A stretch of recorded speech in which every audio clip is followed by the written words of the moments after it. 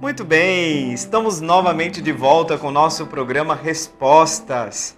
E nós que estamos agora encerrando a oitava de Páscoa, iniciando esse tempo belíssimo do tempo pascal, o tempo da ressurreição de Cristo. Estamos mais uma vez aqui e você daí. Este é o programa Respostas. Cada um de nós sabe que busca respostas para iluminar o nosso caminho de fé, porque nós nos deixamos conduzir por esta mesma fé.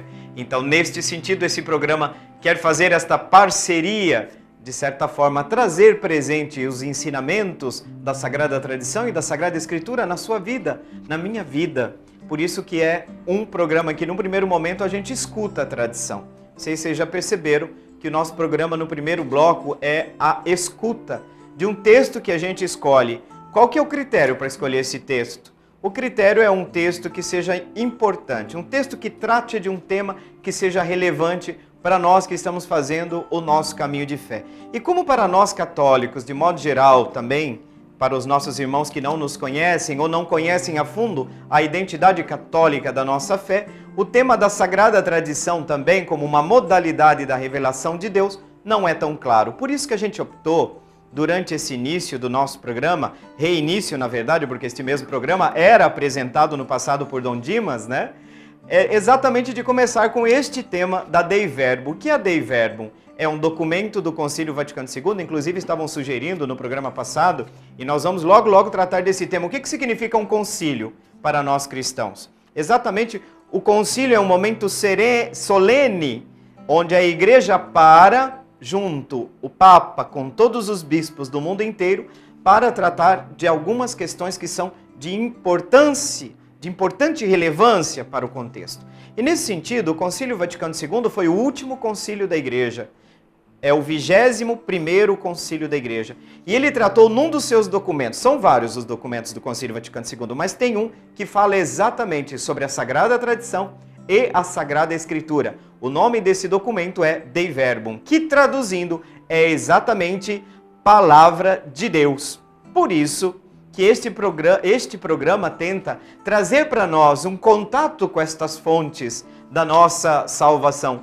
Estas que são luzes, a Palavra de Deus é luz no nosso caminho. A Sagrada Tradição ilumina a nossa estrada. Por isso que eu convido você, nesse momento, a acompanhar. Nós vamos à fonte desse texto da Dei Verbum, do Concílio Vaticano II, esse documento, essa Constituição dogmática. E nós vamos ver hoje um tema que vai ser muito importante para o desenvolvimento da reflexão que nós começamos nos programas passados. Então, com vocês agora, o texto da Dei Verbum. Muito bem, nós estamos de volta depois da leitura desse texto da Dei Verbum, onde você pôde perceber que nós vamos falar hoje de modo especial, no contato com esse texto, da importância da Sagrada Escritura. Por que a Sagrada Escritura é tão importante assim na nossa vida de fé? Porque a revelação de Deus, a Palavra de Deus, se revela na modalidade escrita, que é a Sagrada Escritura, ou na Sagrada Tradição, naquela tradição oral que também constituiu um depósito, que constitui aquilo que nós chamamos o depósito da nossa fé. Sagrada Escritura e Sagrada Tradição. O texto de hoje vai começar ressaltando como foi escrita a Sagrada Escritura. Por que nós podemos dizer que ali é uma revelação de Deus? Exatamente, quando nós dizemos que esse texto é revelado, o que significa quando a igreja, vocês sabem, que existe uma infinidade de outros livros que não foram aceitos para constituir o texto da Sagrada Escritura do Novo Testamento. Qual foi o critério que a igreja de então utilizou para dizer esse livro é inspirado, este livro não é inspirado? É óbvio que aqui foi um trabalho monumental da igreja, mas sobretudo um trabalho de reconhecimento da ação do Espírito Santo sobre o autor sagrado. Exatamente para ser uma sagrada escritura ou sagrada letra, a igreja precisou reconhecer o quê?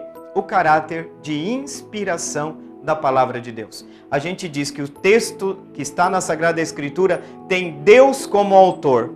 Exatamente. Por que Deus é o autor da Sagrada Escritura? Porque a revelação de Deus tem um objetivo. A revelação de Deus visa nos chamar à comunhão com Ele, visa nos instruir no nosso caminho de fé para que possamos chegar até Deus. Exatamente, porque é Deus nos ensinando que nós dizemos que esta é uma escritura sagrada.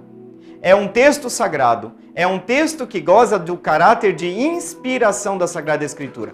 Mas e daí? Foram anjos que escreveram a Sagrada Escritura? Os nossos irmãos muçulmanos vão dizer que foram anjos que escreveram o Alcorão. Nós cristãos não dizemos que foram anjos que escreveram. Exatamente, o autor sagrado é um homem, é uma pessoa inserida em um contexto e uma história. Normalmente no Novo Testamento, o autor sagrado é alguém que conhecia, ou era um apóstolo ou um evangelista. De qualquer forma, o evangelista tinha contato com, digamos assim, com os apóstolos. E nesse sentido eram testemunhas oculares do evento Cristo e colocam esse mesmo texto por escrito, narrando aquilo que Jesus disse, aquilo que Jesus fez. Eventos e palavras de Jesus de Nazaré, o Cristo, o Filho de Deus.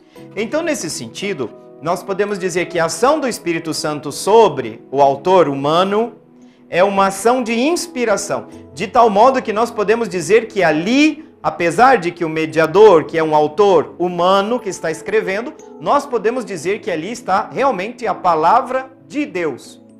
É palavra de Deus escrita pelos autores sagrados, que são homens, que são pessoas que acompanharam, digamos assim, esse período importante da história da igreja. Então vejam a importância desse texto sagrado para nós. E o reconhecimento deste texto, por quê? Porque ali nós podemos reconhecer que estamos encontrando um texto sagrado. Um texto que é inspirado pelo Espírito Santo. E aí nós podemos dizer, e o que a Dei Verbum diz sobre a questão do erro? É possível um erro na Sagrada Escritura? Atenção, a Sagrada Escritura é um livro de fé. É um livro da revelação das verdades divinas. Daquelas verdades que são contidas neste grande depósito da fé que constitui o nosso caminho de fé, o nosso caminho de salvação. Então, em se tratando de verdades de fé, que é o objetivo principal do autor sagrado, quando se coloca para escrever o texto, a igreja diz que a Bíblia não erra.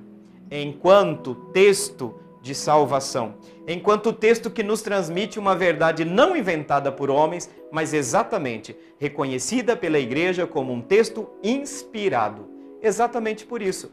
Por isso que a igreja rejeitou muitos dos livros, inclusive nós podemos até dizer, dizem os pesquisadores, que o número de livros que não foram inseridos na Sagrada Escritura para compor o Novo Testamento é imensamente maior do que os 27 livros que nós temos hoje e que nós dizemos na igreja que é palavra de Deus. Exatamente, existem critérios que a igreja se utilizou e, sobretudo, quando a igreja diz esse texto é palavra de Deus, está dizendo que esse texto foi inspirado pelo Espírito Santo.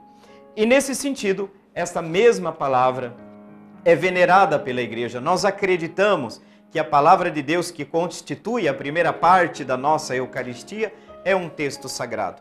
Por isso que nós não devemos cansar de falar da importância da palavra de Deus na nossa vida, porque é Deus mesmo que se dirige ao seu povo.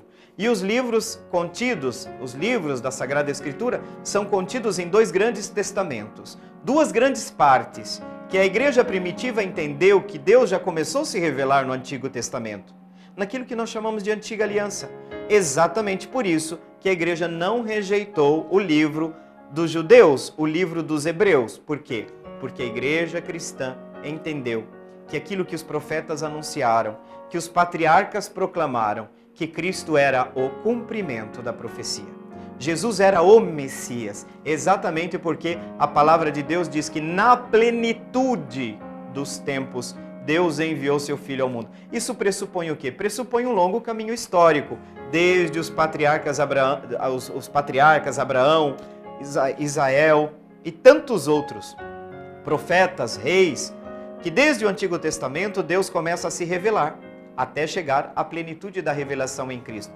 Por isso mesmo que nós acreditamos que a palavra de Deus é um caminho que Deus quer fazer na nossa vida, assim como Deus fez um caminho junto ao povo de Deus, o povo de Israel do Antigo Testamento, e no Novo Testamento nós vamos exatamente encontrar no evento Cristo a plenitude de todo esse caminho.